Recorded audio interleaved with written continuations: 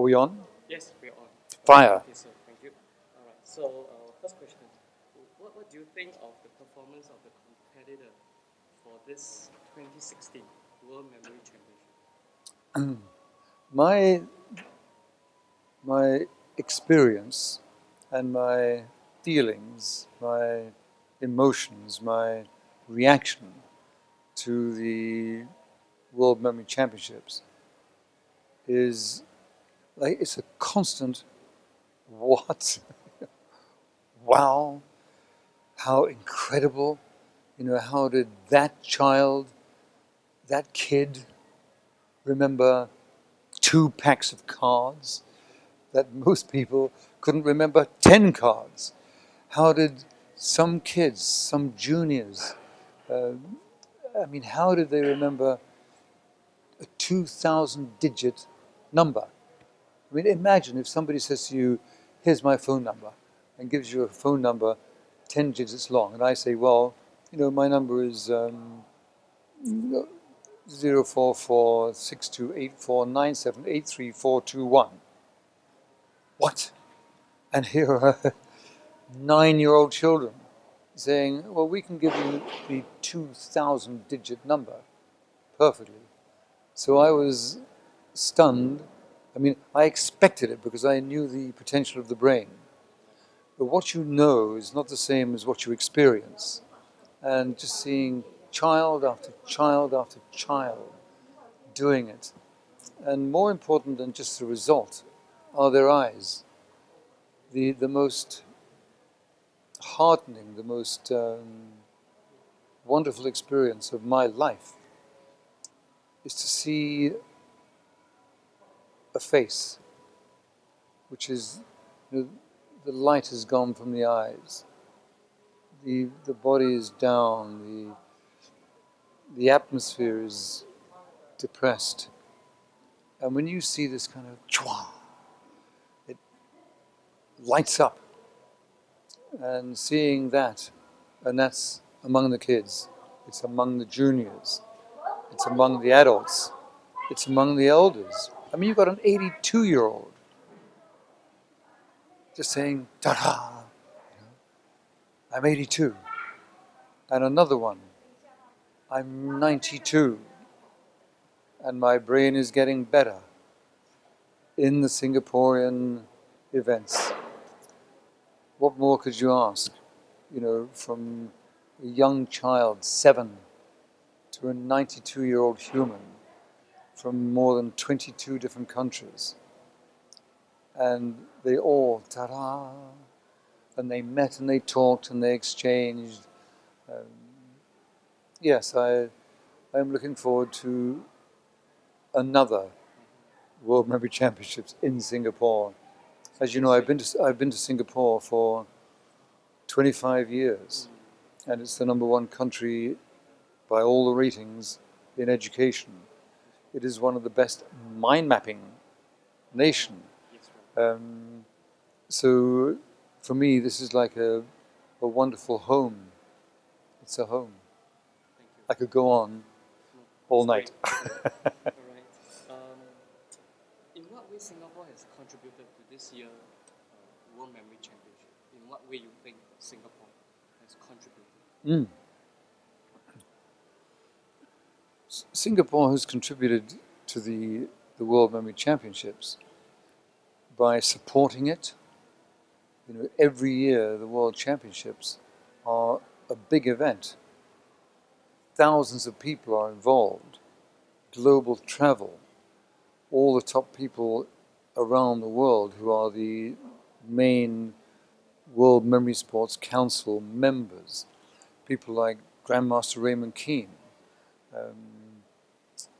Prince Marek Kaspersky, a prince and his princess, Katrina, come because they sponsor it with them, they patronize it is probably an even better word. Phil Chambers, the top arbiter around the world, the mind mapping champion, he's here. Chris Day, an organist, like a professional organist, and an author, and a publisher and a mind mapper and a memorizer who runs the websites. And Singapore says, we will support that. So a lot of time, money, energy, passion, and they gave all of that, and they gave food, they gave airplanes, they gave beds, they gave rest, they gave entertainment, they gave culture. So I think one could say Singapore deserves being number one in so many places. Wow. Thank you. Really a wonderful, wonderful country. And how many people in Singapore when it started, nearly 50 years ago? 200,000. No oil, no gold, no forest, no fishery, no mineral, nothing in the audit. Nothing. And where was all the wealth? Right there. And Singapore, as a nation, realized that and invested in it. And I am extremely proud of Singapore because what an example for the future of the human race. And investing in the World Memory Championships and Dr. Tang and all his committee and his friends and all the arbiters given, it was a gift to the future of the world's memory. I'm a bit sad, if you like, that I'm sitting with you now and you now, that quite soon I'm leaving. So we're so glad that you're with us throughout the whole entire event, and we really appreciate your presence and your support. So I think it's a lot of encouragement to all of us that we find that our effort, the time that we put in, is all worth it. So really thank you. More than worth it. I mean, the energy that people have put in will change their lives. Because when you give a lot, when you really give, you get more back, even when you're not asking for it. When you really give, the universe says, "Thank you." and the other wonderful item was that the artist Lorraine Gill, who had come to Singapore, a globally known top artist, ranked as like the new female Picasso. And she comes to Singapore, loved memory, loved mind maps, and was inspired by the orchid.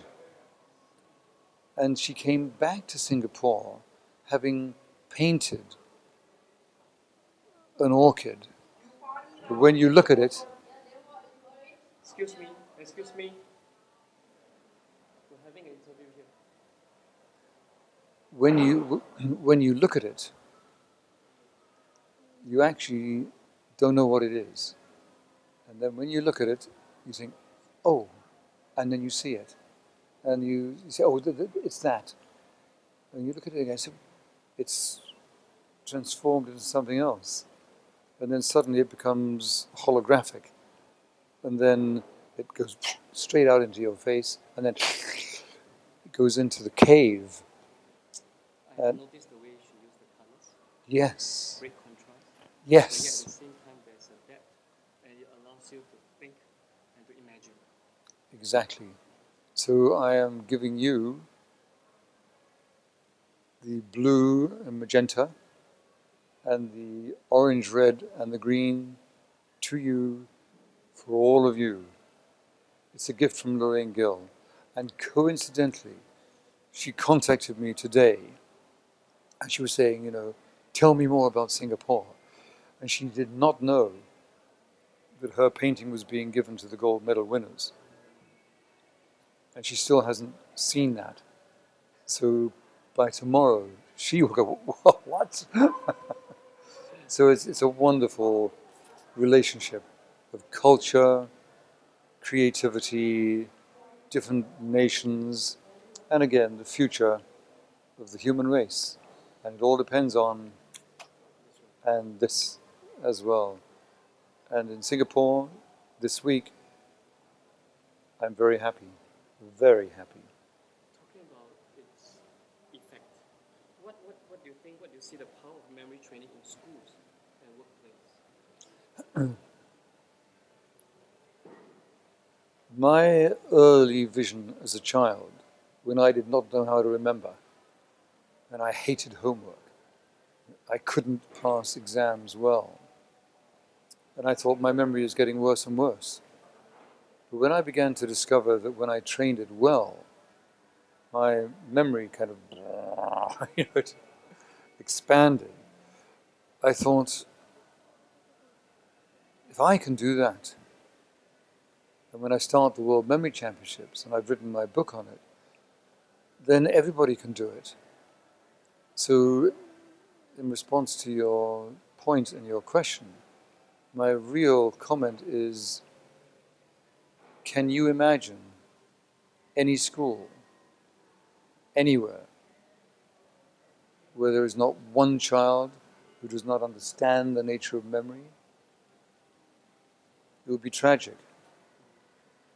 So now, most children don't know that. So it's really tragic, and it has to be changed. So does every child need to be taught how to learn, how to think, how to mind map, how to read?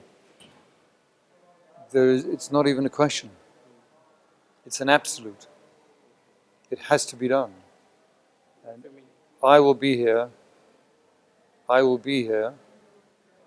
whenever there is a big organization or good sponsors or businesses or anyone who will really support it and make sure it comes true. I'll be here. And so will all the teachers that I have taught, all the people who worked within, the arbiters can learn. The future is now extremely bright, because how long will it take? A year with a media like this, with people like you, people like Dr. Tang, everybody who supported the World Memory Championships. I sort of agree with you because I was a teacher for 15 years. I taught physics. And always we're trying to get students to memorize formulas. But when I get to know about this memory skill, and I realize that formulas can be remembered in a different way. Yes. A more efficient way. Yes. And not just trying to just through rote learning. Stuff it in, stuff it in, stuff it in, like a filing cabinet. That's right. And it's actually it's a playground, Yeah, you're right. which is what happens. So the answer is, well done, and you can change the world. And I will help you, and you will help me. I just have a couple of questions. Yes. I've got to go. You've got to go. Okay, maybe one last question. What do you see the next 25 years of World Memory Championship? Now it has passed its 25 years. Yes, good question. From now, for the next 25 years, because this was the 25th Jubilee Memory Championships, so in 50 years, what will it be like? It will be a different planet, because around the world, more and more children will have learned how to remember. When people learn how to remember, they learn how to use their creativity, their imagination. They learn how to improve their vision. They learn how to see things in a longer distance ahead of them. They see the future better. They have more focus, more concentration, more energy. So imagine a planet and say it's only 1 billion.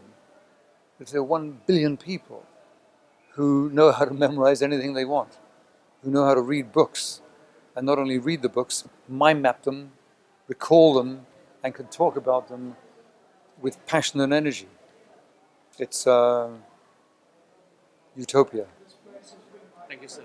Thank you, sir. Thank you. Thank you for Keep allowing it coming. me to interview you. Keep it coming.